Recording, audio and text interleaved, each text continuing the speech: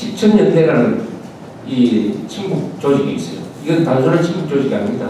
북한과 서로 회합을 해가면서 북한을 이롭게 하기 위한 목적을 확실하게 가지고 있는, 그래서 법원에서 이적단체로 판명이 났어요. 이적단체. 한국에서 제일 나쁜 사람들이 이적단체 아닙니까? 이적단체. 적을 이롭게 하기 위한 단체. 쉽게 말하면 반역단체지. 반역단체. 적을 이롭게 하기 위해서 그런 목적으로 지휘계통을 가진 단체. 이게 이적단체입니다. 반국가단체, 이적단체 이렇게 된 거예요. 이 반국가단체, 이적단체는 쉽게 말하면 역적이라는 게 아닙니다. 역적. 이적단체. 그 적은 물론 북한 정권을 말하는 것이죠. 북한 정권을 이롭게 하기 위해서 만들어진 단체. 그래서 거기에 맞춰서 여러 가지 교환문 철수, 연방제 통일 주장 등등을 하면서 온갖 반국가적인 행동을 하던 단체가 알고 보니까 북한 정권과 이렇게 밀접하게 관계를 맺고 있었다 하는 증거를 확보를 해가지고 국정원이 작년에 수사를 잘 했습니다. 후속 기소를 해놨더니 지지난주에 항소심에서 다 집행유예로 풀어주고 있습니다. 다 전원 집행유예, 간부들입니다. 집행유예. 그런데 재판장이라는 사람이, 이 박문희는 재판장이 판결문에 뭐라고 썼느냐, 이렇게 풀어주는 것이 남북 교류에 도움이 된다. 아니 어떻게 역적을 풀어주는 거하고 남북 교류 도움하고 무슨 관계가 있습니까? 그럼 그 사람이 말하는, 그 판사가 말하는 남북 교류는 뭡니까 도대체?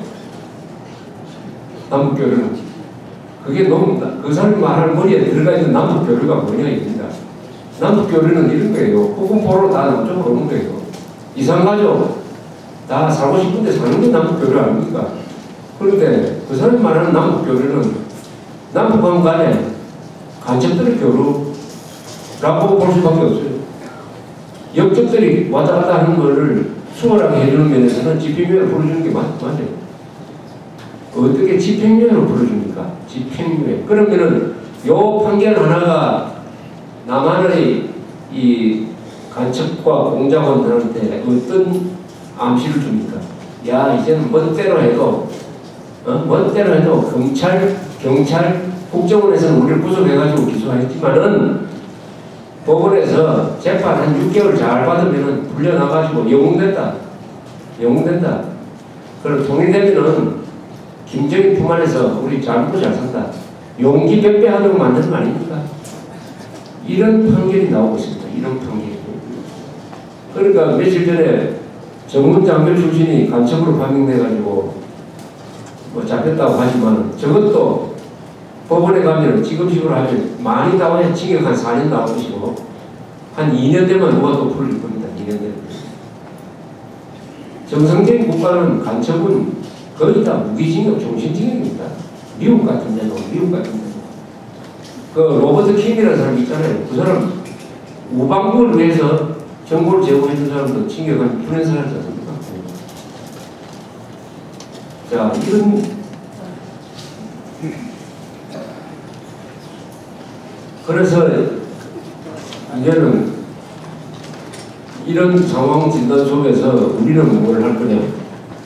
우리는 뭘 할 거냐 하면 수단이 굉장히 많은 것 같기도 하고, 그러나 구체적으로 들어가 보면은 몇 개 안 되는 것 같기도 해요. 그러나 이 역사가 움직이는 걸 보면은 항상 소수가 움직입니다. 소수가 결정적인 순간에서 결정적 행동을 할 때 이 역사가 딱 움직여요. 그 결정적 행동을 하는 사람이 많지가 않습니다. 아니 오늘날 이 기독교가 세계의 주류 종교가 된 거는 그 예수가 12명의 제자를 확보를 했기 때문에, 12명입니다. 12명. 12명의 제자 때문에 이 세계가 움직여요. 이 대한민국에 이렇게 좋은 분들이 많은데 12명이 어디 있습니까? 있어요. 그런데 그것은 아마 작은 데서 출발해야 될 겁니다. 작은 데서 출발하고 이제는 우리가 이런 현상 진단 속에서 미래를 이야기를 해야 된다고 생각을 합니다. 미래. 우리가 오늘과 과거에 너무 이렇게 함몰돼서 기반만 하다가는 이게 앞으로 나아가지 못합니다. 왜 제가 갑자기 미래 이야기를 하느냐 하면은 이 보수 세력은 원래 개혁적인 사람입니다. 개혁적인 사람.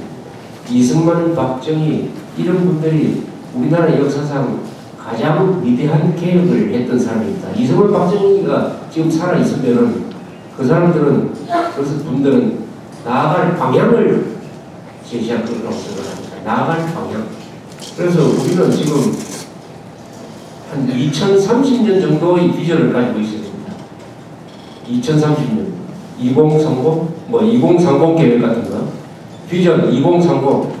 한 세대에 이룰 계획을 가지고 있어야 됩니다. 이게 5년 뒤 요건 너무 짧고, 그렇다고 100년 뒤를 이야기하기에는 너무 이게 우리 당대에 살아있는 동안에 이루어질 수 있는 계획.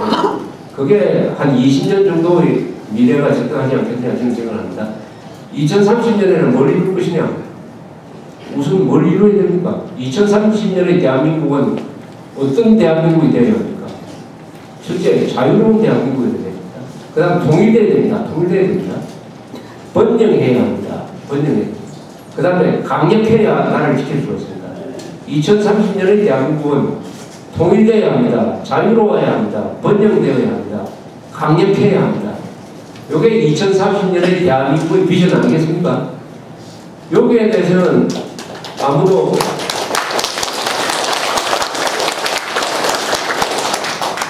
부인하지 못할 것입니다. 그래서 이것을 우리 모든 국민들의 합의된 대한민국 상이라고 딱 설정을 한 다음에, 그럼 그렇게 하기 위해서는 뭘 할 거냐? 뭘 할 거냐? 자유로워지기 위해서는 우선 법을 지켜야 자유로워질 수 있다. 번영하기 위해서는 안보가 튼튼해야 된다. 통일하기 위해서는 우선 제일 중요한 것이 어떻게 보면 말이죠. 남한에 와 있는 탈북자를 성공하게 만드는 것입니다. 남한에 지금 16,000명의 탈북자들이 와 있는데 이 사람들을 잘 배우를 해야 됩니다. 그럼 이 사람들이 한국 사회에서 뿌리를 내려가지고 성공할 수가 있어야 됩니다. 그 16,000명 중에 국회의원도 나와야 되고 박사도 나와야 되고 성공한 기업이 나와야 됩니다. 그렇게 해야 북한에 좋은 메시지를 주는 것이죠. 야, 16,000명이 거기서 먹고 살기 위해서 탈출을 했는데 한국에 와서 국회의원이 됐다더라. 그 중에 한 사람은 지금 돈을 벌어가지고 종업원을 한 1,000명을 먹여 살린다고 하더라. 이런 이야기가 계속 북한을 들어야 된다. 그러면은 너도 나도 탈북하라 안 하겠습니까? 그러지 않고 말이죠. 지금 그런 경향이 있는데, 그러니까 탈북자들을 구박을 하고 탈북자들하고 이야기해보면은 막 말도 안 통하고 해가지고 이래가지고 하면은 탈북자들이 오기는 강하니까 그 사람들 한국 사람들이 얼마나 자존심이 강하겠습니까? 잘 먹고 잘 사는 건 알겠는데 사람 차별하는 거, 야 괜히 탈북했다 하는 이야기를 북한으로 보내기 시작을 하면은 북한 사람들이 나중에 우리 차라리 중국하고 손잡고 살지 너 나만 너하고 같이 안 살겠다 이래버리면 큰일입니다. 통일은 언제 결정적인 계기가 오느냐 하면은 이럴 때입니다. 동서독의 예를 들면은 1989년 11월 9일에 베를린 장벽이 무너졌어요. 동서독 사람들이 마음대로 왕래하기 시작을 했습니다. 그래도 이게 통일로 가느냐 안 가느냐는 아주 불투명했어요. 이럴 때 서독의 콜 수상이 이 기회를 통일로 삼겠다라고 딱 결심을 합니다. 그래도 영국, 프랑스, 소련은 거기에 동의하지 않나요?